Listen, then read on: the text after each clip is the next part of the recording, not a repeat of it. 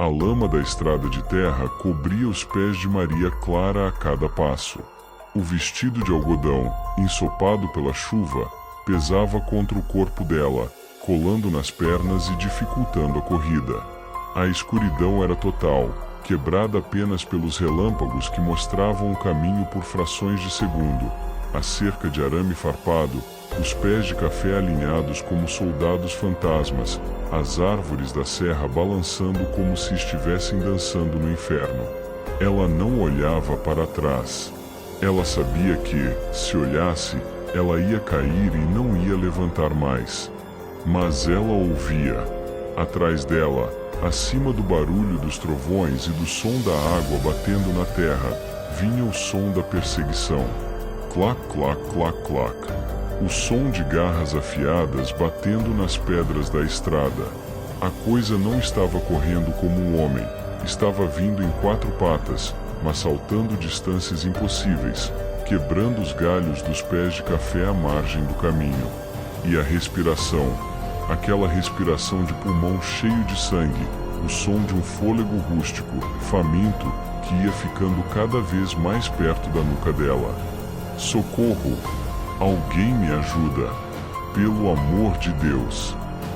Ela gritava, mas a voz dela era engolida pelo vento. As luzes das casas da colônia estavam a quase 1 quilômetro dali. Ela não ia chegar lá. Ela sabia que não ia. Ela desviou do caminho principal e entrou no pomar antigo de amoreiras silvestres. As árvores eram baixas, com galhos retorcidos cheios de espinhos que começaram a rasgar a pele do rosto e dos braços dela. Ela achou que a densidade dos galhos pudesse atrasar o bicho. Pobre alma! Maria Clara tropeçou numa raiz exposta e caiu de cara na terra roxa, misturada com as amoras maduras que tinham caído com a chuva. O gosto de terra e o suco azedo da fruta encheram a boca dela. Ela tentou se virar, rastejando de costas, apoiando-se nos cotovelos. Um relâmpago imenso clareou o pomar, deixando tudo branco por 2 segundos. A criatura estava na frente dela. Era um monstro de quase 2,5 metros de altura, se estivesse em pé. O corpo era uma mistura grotesca de homem e lobo, mas com uma magreza cadavérica que deixava as costelas saltadas sob a pele negra. Os pelos eram compridos, opacos, e pareciam se mover sozinhos, absorvendo a luz da tempestade de um jeito que tornava os contornos do bicho difíceis de focar. As pernas eram compridas demais, dobradas para trás como as de um bicho de carga, terminando em patas com garras compridas que estavam sujas do sangue dos pastores alemães. A cabeça era o pior. O focinho era curto, amassado, quase humano, mas a boca se abria até a altura das orelhas pontudas, revelando 3 fileiras de dentes pontiagudos, amarelos, que babavam uma saliva grossa e espumante. Mas o que fez Maria Clara chorar no meio da lama não foram os dentes. Foram os olhos. Atrás daquela película vermelha de sangue, lá no fundo daquelas pupilas dilatadas, ela viu o Antônio. O mesmo olhar de desespero que ele tinha quando ficava sentado na beirada da cama arranhando o estrado. O homem ainda estava lá dentro, trancado naquela prisão de carne amaldiçoada, assistindo ao próprio monstro controlar o corpo. Antônio! Ela sussurrou, as lágrimas limpando a lama do rosto. É você, meu santo. Por favor, sou eu. Sou a sua Maria. A besta parou por um segundo. A cabeça enorme inclinou-se para o lado, como se estivesse tentando lembrar daquele som. As garras da pata dianteira se fecharam, cravando-se na terra com força. Ela soltou um ganido baixo, um som de choro, um som que parecia clamar por socorro. Mas a praga do velho Bento Cavalcante não tinha misericórdia. A pelagem preta da fera arrepiou-se toda de uma vez. O vislumbre de humanidade sumiu dos olhos vermelhos, dando lugar a uma fúria selvagem, uma sede de sangue que tinha sido guardada por 3 gerações. A criatura ergueu-se nas patas traseiras, soltando um urro que abafou o próprio trovão da tempestade, um som que misturava o uivo de um lobo com o grito de agonia de um homem morrendo queimado. Ela avançou. A cena que se seguiu. O narrador aqui não tem estômago para detalhar em minúcias de sangue, meu amigo. Mas o que o povo da fazenda ouviu, lá nas colônias, foi um grito de mulher que começou alto, rasgando a noite, e foi diminuindo, virando um borbulho, até ser silenciado pelo som do metal da tempestade e pelo barulho de carne sendo arrancada do osso. Foi rápido. O horror emocional da Maria Clara durou mais do que a dor física. No último segundo, antes das garras fecharem o cenário, ela não sentiu raiva do marido. Sentiu pena. Pena do homem que ia acordar no dia seguinte e ver o que tinha feito com a única coisa que ele amava no mundo. O sol do dia 24 de novembro nasceu limpo, como se a tempestade da noite anterior tivesse sido apenas um delírio coletivo. A terra roxa de São José das Amoreiras estava úmida, exalando aquele cheiro característico de mato renovado. O capataz Agenor chegou à sede da fazenda por volta das 7 da manhã para receber as ordens do dia. Ele estranhou o canil aberto, o silêncio da casa, a porta da frente quebrada, pendurada por apenas uma das dobradiças de ferro. Ele seguiu os rastros de destruição. Viu o sangue dos cachorros no gramado, viu as pegadas profundas na estrada de terra e caminhou até o pomar antigo de amoreiras silvestres. Lá no meio das árvores, onde a luz do sol criava colunas de poeira dourada no ar, o Agenor achou o capitão Antônio. Ele estava nu, deitado de bruços na lama roxa. O corpo dele estava coberto de arranhões, arranhões profundos que pareciam feitos por espinhos de amoreira ou por unhas humanas que tentaram se defender. Ele estava respirando devagar, um sono pesado, de quem tinha corrido uma maratona na véspera. A uns 2 metros dele, estava o que tinha restado da Maria Clara. O vestido de algodão floral estava rasgado, tinto de uma cor vermelha escura que não combinava com as estampas de flor. O broche de prata com a safira que ele tinha trazido de São Paulo estava cravado no meio do peito dela, torto, batizado pelo sangue que tinha jorrado do pescoço. O rosto dela estava intacto, os olhos de jabuticaba abertos, fixos no céu azul da manhã, guardando a última imagem do horror que tinha visto. O Agenor caiu de joelhos. Começou a benzer-se, chorando como uma criança. O barulho do choro do capataz fez o Antônio acordar.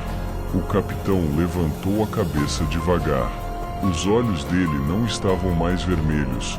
Tinham voltado ao castanho normal, mas estavam vazios. Um vazio de quem caiu no abismo e não achou fundo. Ele olhou para as próprias mãos. Elas estavam cheias de terra, pelos pretos que iam caindo à medida que o sol esquentava a pele, e pedaços de carne sob as unhas. Ele olhou para o corpo da esposa. Ele não gritou, meu amigo. Ele não chorou. O choque faz isso com a mente do homem.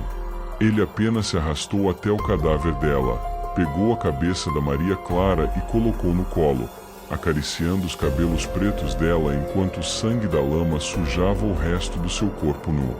Maria, ele dizia, com uma voz que parecia um sopro de vento numa casa vazia. Acorda, meu amor. O sol já nasceu. Você tem que ir pro grupo escolar.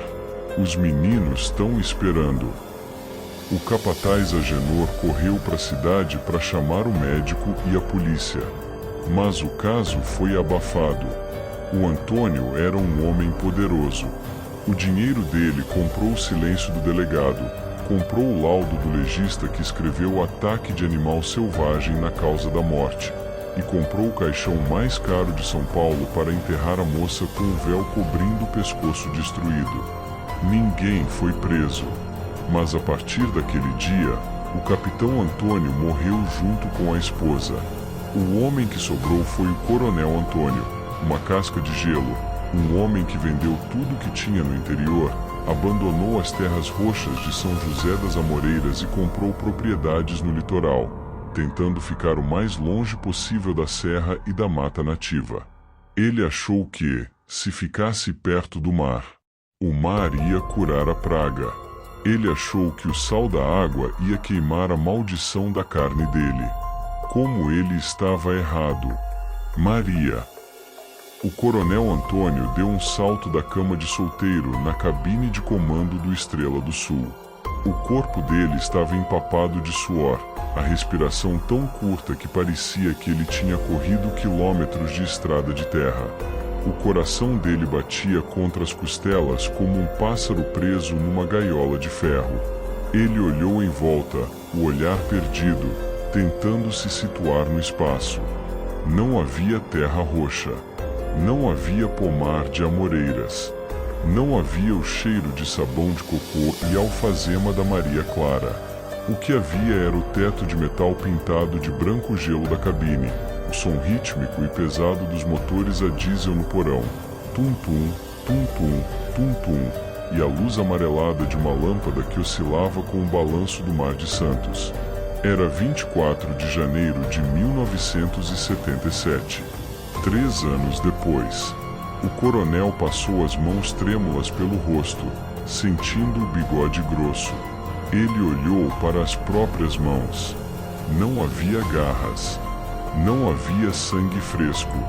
Mas quando ele olhou para o espelho pequeno parafusado na parede de aço da cabine, por um reflexo de segundo, antes de acender a luz principal, ele viu o resquício daquele brilho vermelho no fundo das pupilas. Um trauma revivido? Um pesadelo doentio de um homem que não aguentava a culpa da morte da esposa? Ou a lembrança fresca do que o corpo dele tinha feito na noite anterior, lá no convés de popa, enquanto a elite rica se divertia no salão? Ele sentou na beirada da beliche, colocou a cabeça entre as mãos e começou a arrastar as unhas no metal da cama. Screec, screec. O mesmo som. O mesmo movimento. A fera não tinha ficado em São José das Amoreiras. Ela tinha embarcado junto com ele. Ela tinha vindo de Penetra no navio de luxo. Lá fora, no corredor de metal do alojamento dos marinheiros, o silêncio da madrugada foi quebrado pelo som de passos pesados. Passos de homens armados. Davi, Lucas e João estavam patrulhando as sombras do Estrela do Sul com os dedos no gatilho das espingardas, procurando pelo demônio que tinha aberto a cabeça do veterano na noite passada. Eles achavam que estavam caçando um bicho que veio do mar. Eles achavam que o perigo vinha de fora. Pobres rapazes. Eles não sabiam que o monstro usava farda de coronel e tomava café com o capitão. A verdade está trancada naquela cabine, meu amigo. Mas o chumbo grosso das espingardas dos meninos está pronto, e a noite de 25 de janeiro está chegando. E em alto mar. Ah, em alto mar não tem pomar para se esconder. Só tem o aço frio e a água escura esperando pelos corpos que vão cair. O som dos motores do navio aumenta de volume, engolindo a respiração do coronel Antônio. Um rosnado sutil, quase imperceptível, mistura-se ao barulho do ferro rangendo. Narrador: o passado cobra o seu preço na carne, não tem jeito. E o preço do Estrela do Sul vai ser pago em dobro.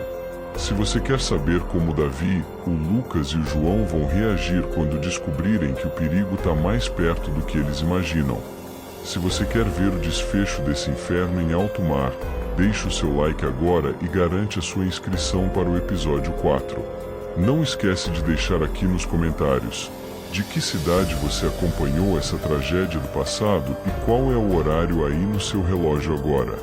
Fica atento, fecha bem as janelas da sua casa e lembra do que o velho padre dizia: há mais coisas entre o céu e a terra, e trancadas nas lembranças de um homem amaldiçoado, do que podemos imaginar.